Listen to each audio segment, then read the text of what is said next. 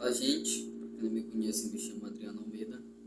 E esse aqui é o canal Pitado Teologia. Aqui a gente traz assuntos bíblicos, teológicos, para nós nos edificarmos em Cristo Jesus e na sua palavra.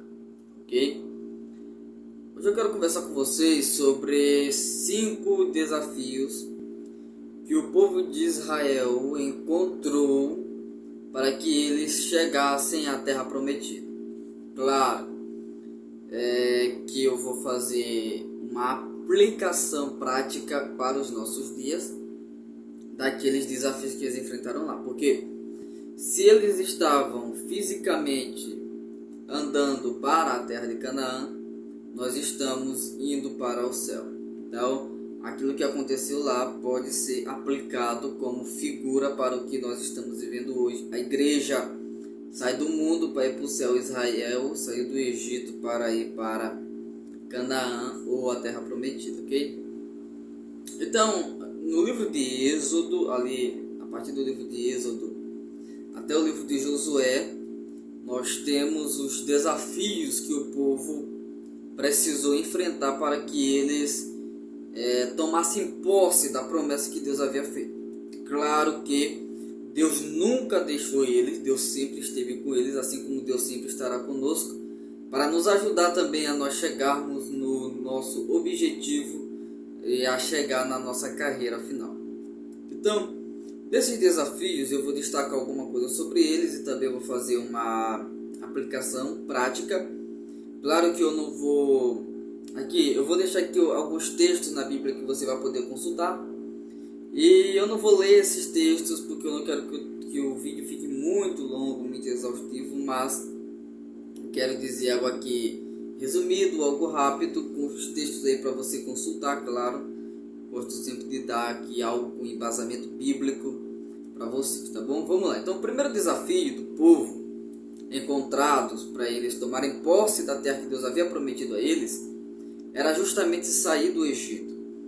O Egito tinha o povo de Israel como mão de obra. Então, eles não queriam perder os escravos deles. Ora, se eu tenho uma mão de obra onde eu vou poupar dinheiro, tá? Eu vou poupar muitos esforços da minha parte, eu vou poupar vários nobres de fazer tais serviços, eu vou poupar bastante pessoal. Então, eu tenho muita mão de obra que pode ser utilizada sem eu ter gastos fora. Então, eu vou utilizar essa mão de obra, que foi o que aconteceu lá no Egito. Os faraós, eles começaram a escravizar o povo de Israel logo depois da morte de José. Então, o povo de Israel, o povo do Senhor, passou a ser escravo na terra do Egito sob o faraó. Só que chegou um determinado ponto da história que o povo resolveu clamar a Deus, que era o único naquela situação inteira que poderia livrá-los da opressão do Egito, da escravidão egípcia. Quando eu digo único, por quê? O Egito naquela época era a maior potência da terra. O Egito era a maior potência mundial naquela época. E convenhamos, ser escravo de uma potência mundial para você ser livre e ir para outra terra não é tão fácil. Então o povo resolveu clamar àquele que faz as coisas complexas se tornarem fáceis, porque ele é todo poderoso. Glória a Deus. Então eles resolveram clamar a Deus. Então Deus, por ser todo poderoso, Deus vai levantar um homem chamado Moisés para ser o libertador desse povo. Então Moisés vai assim iniciar a libertação desse povo. Claro que Deus vai mandar 10 pragas sobre o Egito, mostrando que ele é todo poderoso e que nessa guerra ele está junto com o povo de Israel. Então, essa saída do Egito, esse sair do Egito é o primeiro desafio encontrado para o povo chegar até a terra prometida. É o desafio de sair do Egito. Como eu posso fazer a aplicação disso para nós, nos nossos dias? Jesus disse em João 14 que ele iria preparar-nos um lugar, ok? E esse lugar ele está preparado no céu, conforme viu João lá no livro de Apocalipse. Só que para nós chegarmos até esse lugar, nós temos que sair do Egito. E aonde encontra-se o Egito hoje? O Egito hoje se encontra aqui e se encontra aqui. Nós precisamos ser libertos do sistema que tem como governante o diabo que está imperando no mundo. O mundo tem um sistema que está governando ele. E esse sistema aprisiona as pessoas.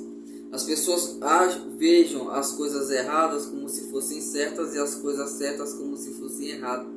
As pessoas zombam do sagrado, zombam de Deus, não dão o menor valor ao sacrifício de Cristo, não querem nem saber de amanhã. Para eles o que importa é hoje, eles estão um pouco se lixando para o futuro. Então é um sistema que ele fecha os olhos das pessoas. Como bem diz a Bíblia diz que o Deus desse século tem cegado o entendimento dos incrédulos para que eles não aceitem a palavra.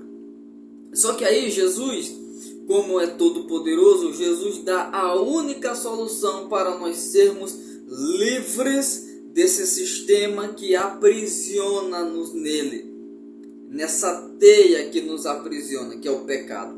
Tu sabe qual é a verdade? Jesus disse que se a verdade nos libertar, verdadeiramente seremos livres.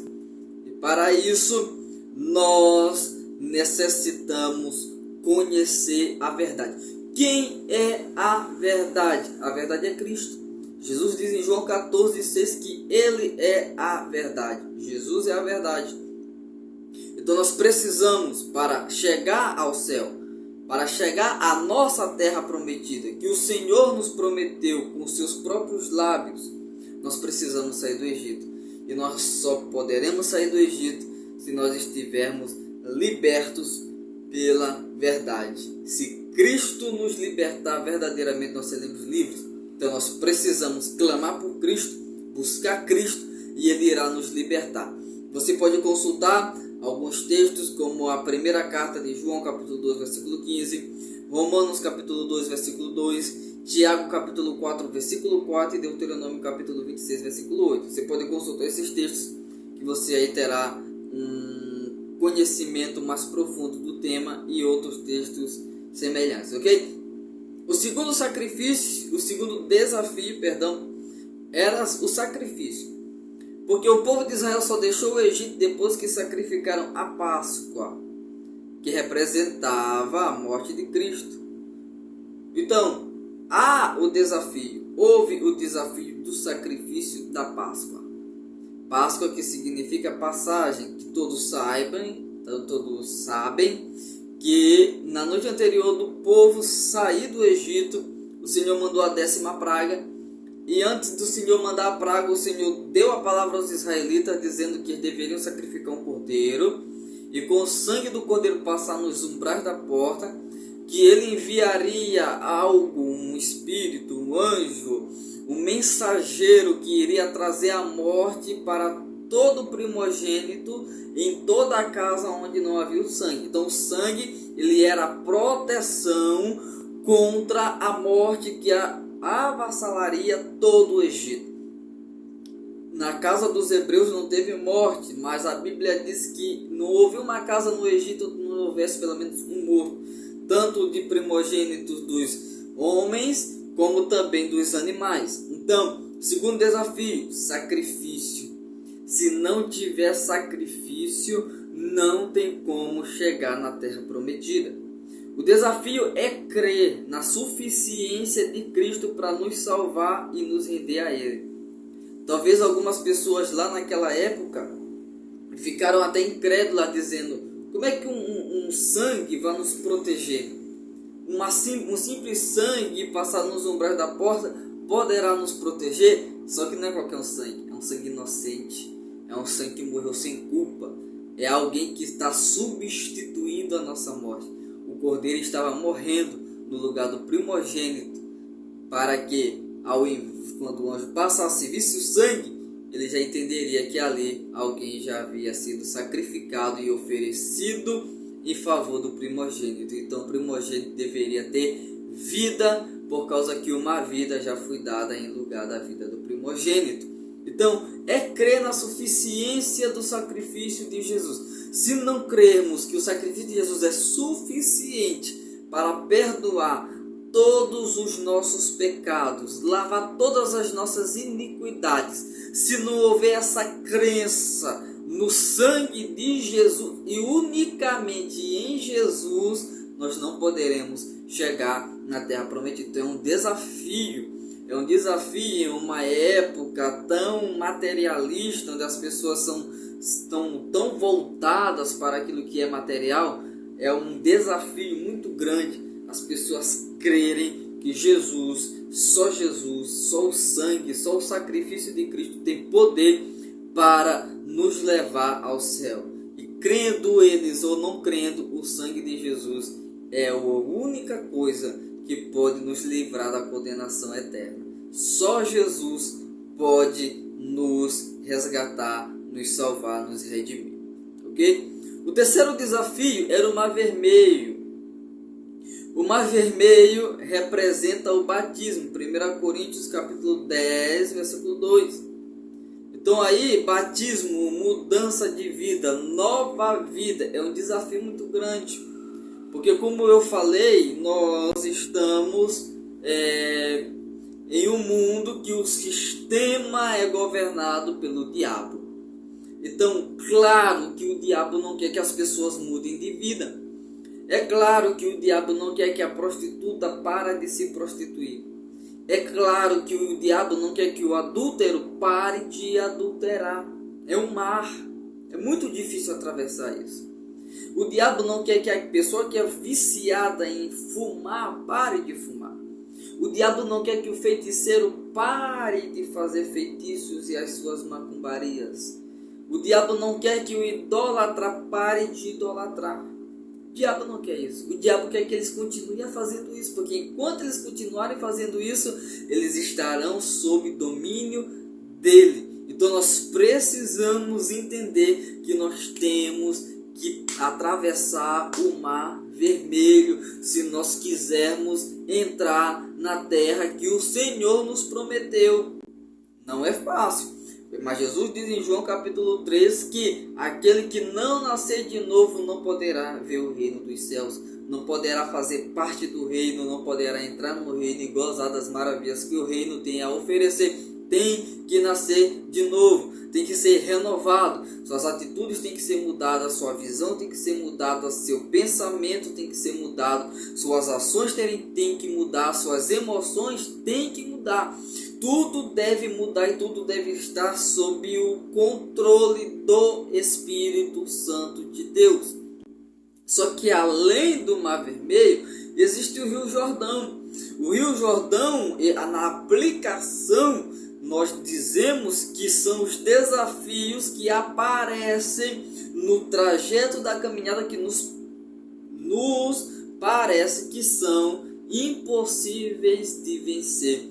Nos parece que são impossíveis atravessá-la. A gente consegue ver a vitória do outro lado, mas parece que a gente não vai conseguir chegar, porque no meio do processo há muita dificuldade. Só que nós conseguiremos passar, porque antes do povo de Israel pisar nas águas, Deus mandou primeiro os sacerdotes com a Arca da Aliança, porque a presença de Deus vai na frente. O Senhor é o comandante do nosso exército. Nós somos os seus servos, nós somos os seus soldados, e Ele é o Senhor dos exércitos, está conosco na batalha. Então, o Senhor vai à frente e nós podemos segui-lo sem temer, sem medo. Os desafios vão aparecer, as lutas vão aparecer, as dificuldades vão aparecer, as tribulações vão chegar na nossa porta e o dia difícil vai também chegar na nossa vida. Mas Deus estará conosco, Deus nos dará vitória, o Senhor nos fará vitoriosos em todas as nossas lutas. Então, por mais que apareçam desafios que vão parecer à nossa vista impossíveis de vencer, Deus vai nos dar vitória para nós vencermos esses desafios. O quarto desafio, o deserto. esse deserto é difícil. Não tem condição nenhuma de alimentação no deserto, o deserto não tem beleza, o deserto não tem plantação, o deserto não tem como criar, o deserto não tem como edificar, o deserto não tem água, o deserto, o próprio nome já diz, né? É deserto, é difícil. Israel saiu da Páscoa direto para o deserto.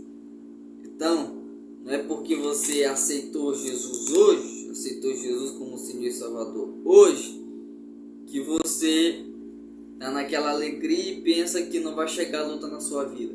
Vai chegar a luta, vai chegar a tribulação, porque a sua alma agora foi aberta os teus olhos e você vai perceber que a sua alma está em jogo.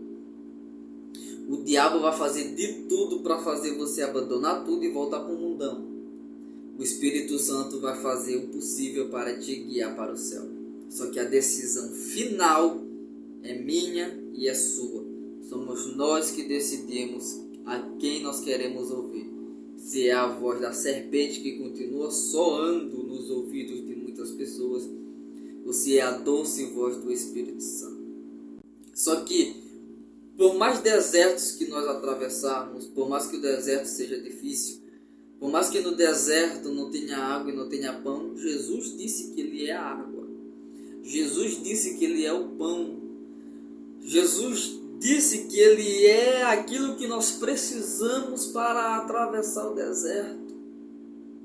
É difícil demais atravessar o deserto dá medo. Jesus disse que é para ir para junto dele.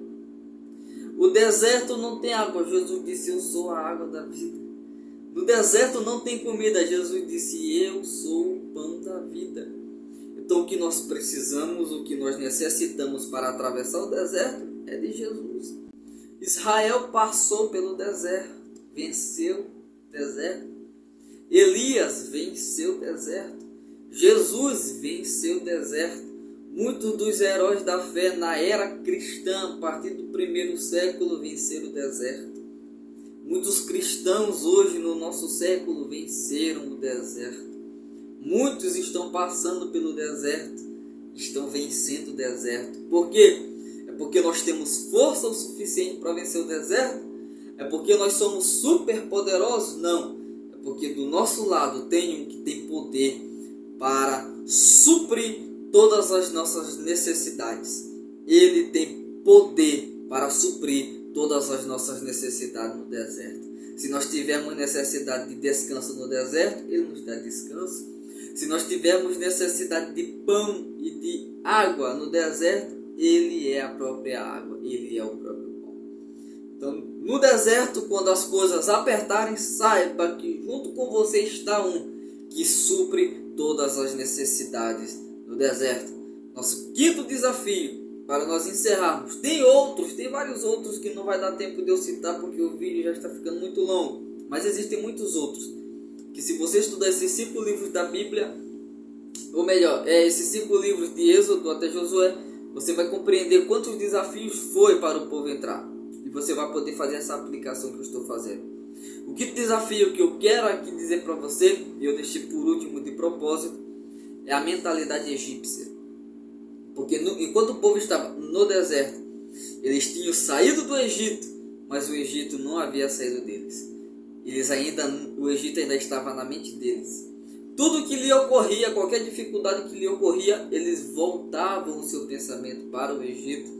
No Egito tinha sepultura, no Egito tinha cebola, no Egito tinha alho, no Egito tinha isso, no Egito nós tínhamos aquilo, o deserto tem isso aqui, o Egito tinha muito mais a nos oferecer do que o deserto. É verdade. Nos momentos de luta a gente olha para o deserto, porque o deserto havia sido a nossa realidade mais próxima que nós já estivemos perto, né? Foi o deserto a nossa realidade anterior. Então, logicamente que a gente vai voltar o nosso pensamento para o deserto. Quando eu estava no mundo, as coisas não eram dessa forma. Quando eu estava no mundo, as coisas eram diferentes. Quando eu estava no mundo eu não sofria tanto, não era tanto perseguido. É verdade. Só que você ainda não esteve lá na frente. João já esteve lá na frente. João disse que vale a pena chegar lá. Paulo viu isso.